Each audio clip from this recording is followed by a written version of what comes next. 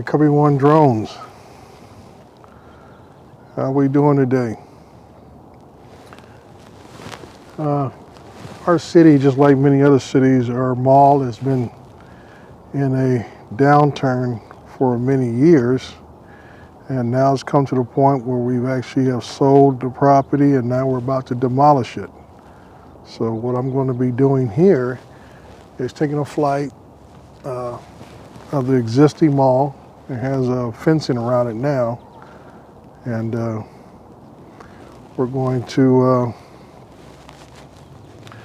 get a picture of it, a little bit of video of it, some pictures of the mall in its current condition, and then as the demolition continues, I will take further pictures of the different phases of the demolition until it's completed, and then get a full video of it then, the completion of the demolition.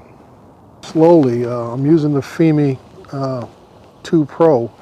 It has auto tracking on it, and as long as you don't move too fast, it will track you, which is a nice feature I like.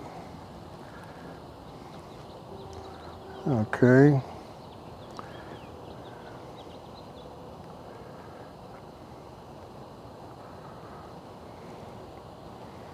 We're going to go into manual flight. Point has been updated. Please check it on the map. Okay, let's back up a little bit here. Go back to the previous page. Gotta make sure I turn on my geo-fencing. Okay, it's valid. Good to go. So we are good to go.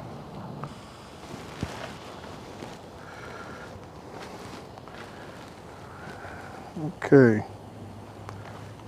I'm going to go ahead and fire the drone up. There we go, we're tracking now. We'll try to move a little slowly. Let's see if I can get the drone in the picture while we're at it. There you go. Turn a little more and we'll go from there.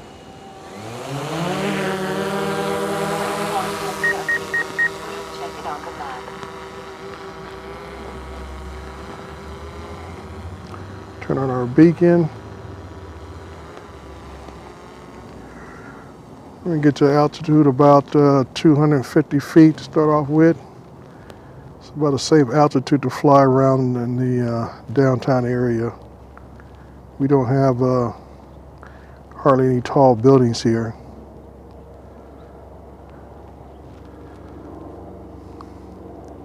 I hear aircraft nearby. Small Cessna, so we're going to hold right here until it clears us.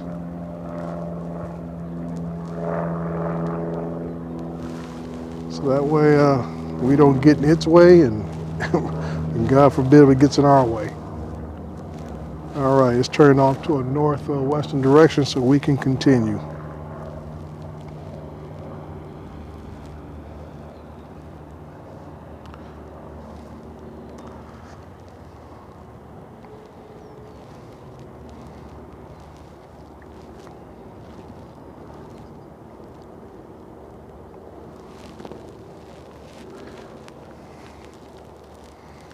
I like using or having the use of the Mavic Enterprise Advance on a daily basis. It takes excellent still shots at a 48 megapixel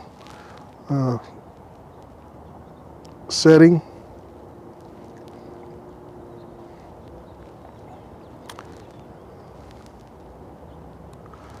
We're going to go ahead and make sure that we're going to go ahead and film this in 4K, I think, today, which is a lot different than what I normally do. There we go.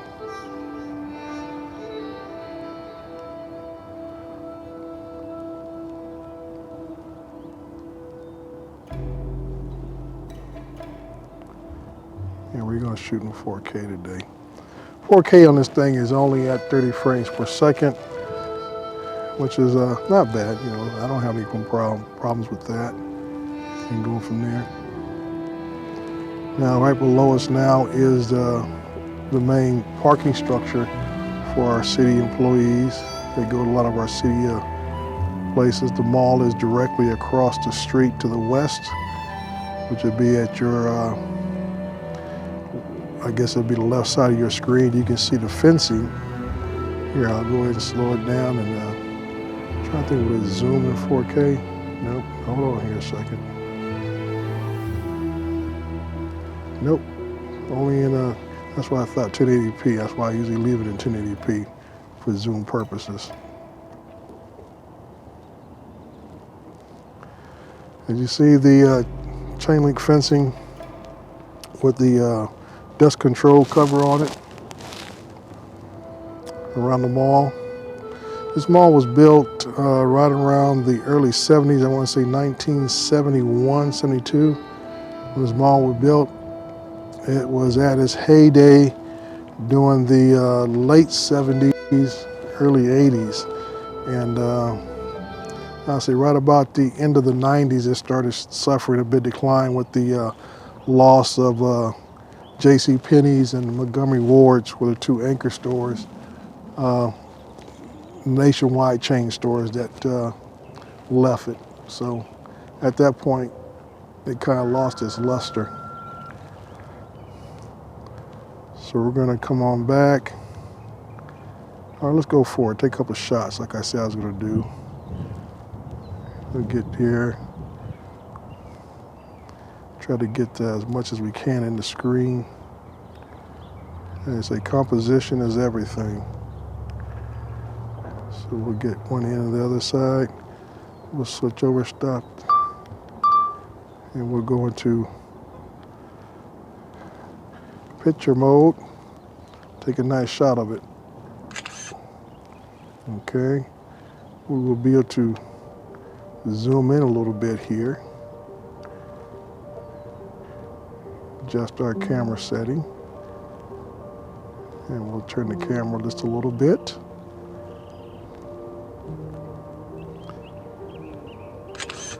Get another shot. Back out to our regular setting. Voila, get a nice shot with the mountains in the background. There we go.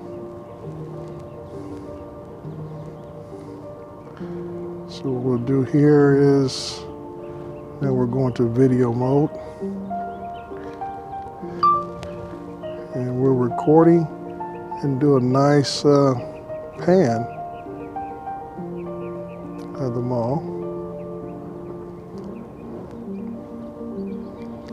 So one thing I always tell people, don't be afraid to fly slow.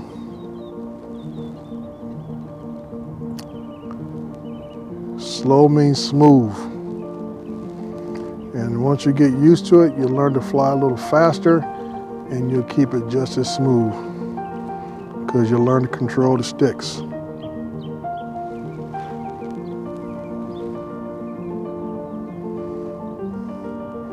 The biggest thing is don't get impatient on what you see on the screen or everything else, thinking the drone's not moving. It's moving just fine. And that's why you can look at your telemetry and they'll tell you if it's moving or not.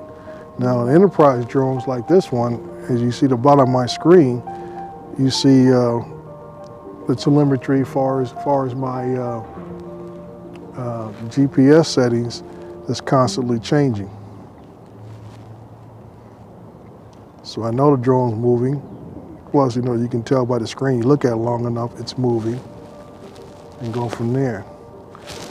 I see a plane coming in. I think it's a UPS plane coming to the airport. I would like to flip it around so you guys can see it. Just let you know how you gotta keep an eye on your airspace even when you're out here flying.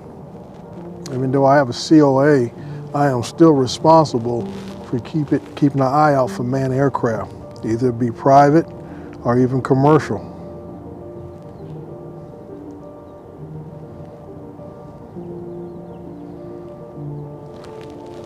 And that's one of the biggest factors when the FAA talks about having visual observers and things of that nature, is because your other senses come into play a lot when you're flying. You know, it's very often that we're watching our screens majority of the time when we're out flying, and we glance up and look for the drone, and we look back at the screen, you glance up and look. and all that kind of stuff goes on. But also your ears will help you hear aircraft coming, and then you can, like I say, you can turn around and identify the direction just by the sound.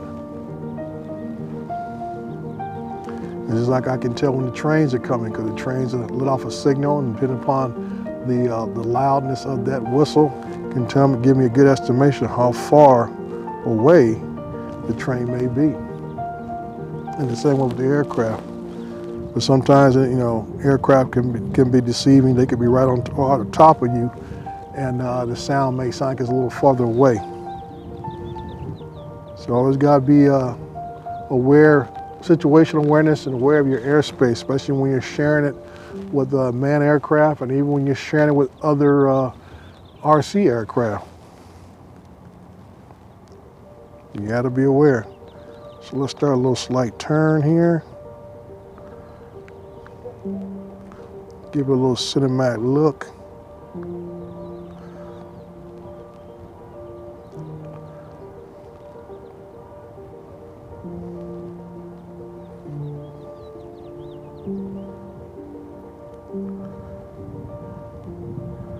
And then I will start to back the drone away.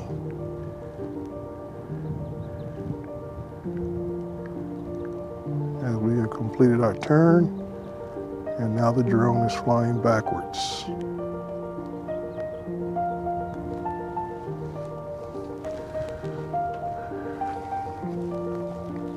And these are little small maneuvers that I practice all the time when I fly.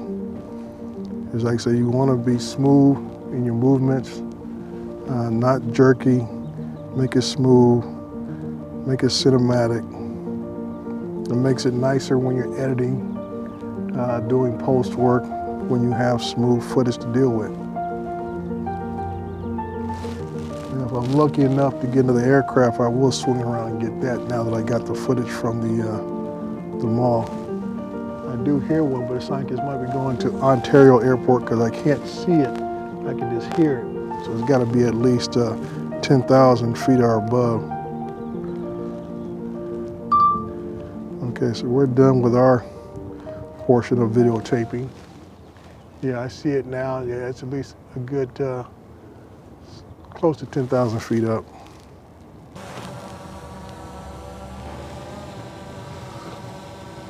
All righty, so we are inbound.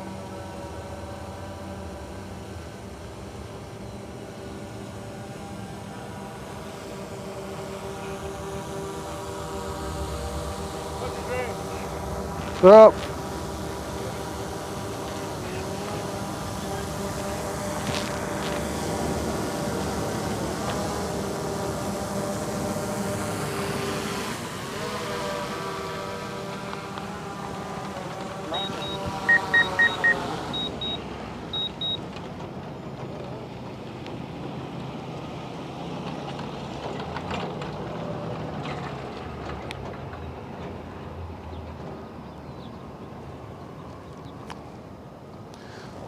So that is it, folks. Brought it back safely, which is always the main goal. Always bring it back safely whenever possible.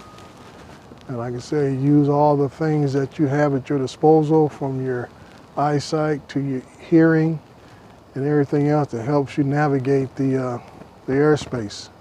So this is Dre, Recovery One Drones. As I always say, hang on, enjoy the ride, and please subscribe. Appreciate you. Thank you.